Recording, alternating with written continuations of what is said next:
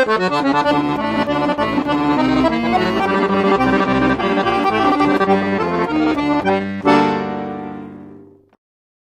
you know that 85% of accordionists develop tendonitis and other pathologies which tend to become chronic? Follow carefully the indications that I'll show you in this video, and you'll have all the necessary elements to avoid such problems, and play accordion in a natural, flowing and relaxed way, reaching your maximum technical interpretative level while safeguarding your health. My name is Emanuele Rastelli. I am a musician, concert accordionist and composer, and have been teaching for 30 years. Upon express demand of some musician friends and fans from all over the world, I have written a book entitled The Perfect Setting that can become for you, as it has for me, a real accordionist Bible. All its content is obviously supported by science and medicine, thanks to the authoritative contribution of physiotherapist and osteopath Danilo Casali. Following this book step by step, you can, like those who have studied with me over the years, in only 2 months, play an accordion in a way you have probably never imagined, avoiding all of those physical problems that the peculiarity of our instrument tends to cause. The unfortunate truth is that so far, in 2017, the posture of at least 90% of accordionists around the world is not absolutely coherent with the human body's nature, and consequently very limiting for artistic performance and for the body itself. There are many schools out there, some of which very famous at an international level, which, even in good faith, teach settings that are absolutely against nature, and consequently very limiting and dangerous. Let me give you some examples. Some schools state that the best position for your right arm is the following. Well, it is logical that this is foolishness.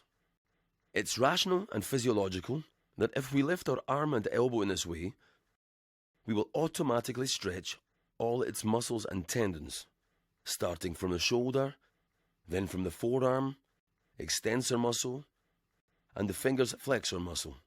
In this way, we hugely penalize ourselves and get into serious health risks. Try to hold this position for 10 minutes without playing. There's no need. Stay for 10 minutes in this position and you'll realize what an effort it is. Another of these schools' theories is that the fingers should execute a small percentage of the work. We're even talking about 5% of the work.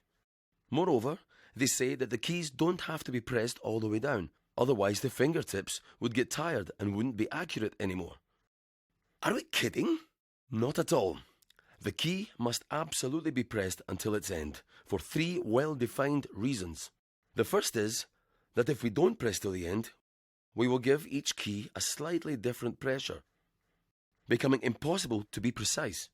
The second is that if we press the keys just a little differently from each other, every key's sound will be different. The key that receives more pressure will open the valve more, bringing more air to the reed.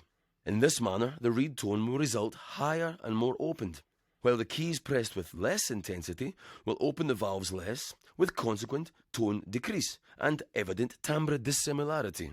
The third is that by pressing the key all the way, we develop more power in our fingertips.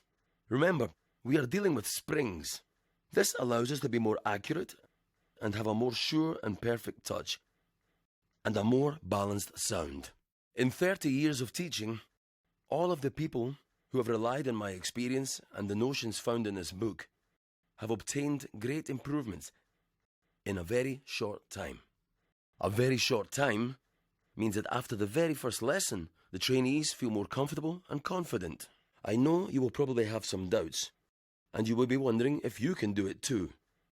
If you will be able to.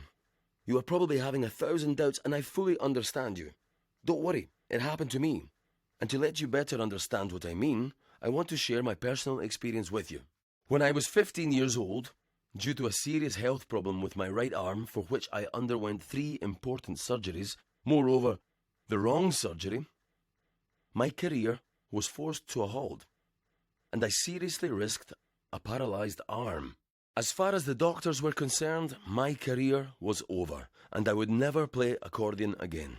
For 8 years, I toured Italy and Europe seeking any kind of therapy that might improve my situation. And in the meantime, I was more and more psychologically exhausted and depressed because I couldn't embrace my instrument and make music. This experience heavily affected my life and my youth. Then one day, I looked in the mirror and I said to myself, "That's enough. I'm not going to listen to anyone anymore, and I'm going to start playing again." I really focused on finding a setting that might allow me to stay as relaxed as possible, in spite of the serious physical limit that I had. And it would allow me to increase my resistance, considering that at that moment I could play very little. I looked for doctors capable of suggesting exercises well focused on keeping muscles and nerves duly relaxed even after study and exercise with the instrument. I have improved my elasticity, power and technique, precision and self-sufficiency thanks to my specific method, which I will explain in further publications. I have widened my musical horizons, being up to that moment tied to classical and traditional folk music.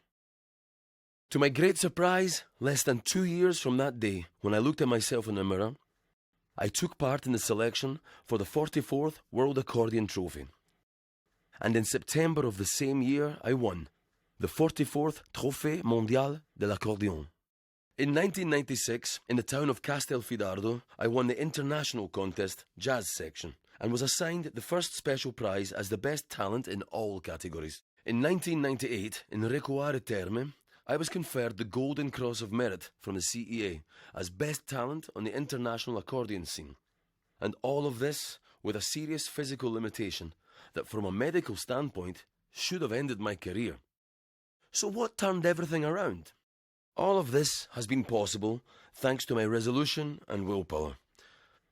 But no doubt it's due to my method of study, improved and developed through logical reasoning, but even more so thanks to my instrument setting. Without this correct setting, I would never have been able to play. The strategy that has allowed me all of this, and that required several years of research and therapy, is now at your disposal in this book, and includes all the necessary medical instructions to keep your muscular tendinous balance in perfect condition, even after hours and hours of study. Now you can have, all at once, everything that I have collected over years and years of research and personal sacrifice in just a few clicks, in electronic format, in an ebook, or on paper. I myself invested a lot in this research, not only in terms of time, but also in terms of money. Consider that the expenditure I had to face to own all of this duly focused and medical knowledge is, believe me, well over 40,000 euros. Yep, you heard that right, 40,000 euros. But don't worry, okay? You don't have to invest 40,000 euros. Because today I have decided to share my experience with the whole accordion playing world. From the enthusiast that plays for hobby, to the child that embraces the instrument for the first time, to the teacher who wishes to improve through the wide range of issues and contents explained and provided in this book. So go on, click on the link down there and experience the perfect setting that will teach you the way to play accordion in a natural, flowing and relaxed way, reaching your maximum technical interpretive level and safeguarding your health. See you on the other side then. On to the book.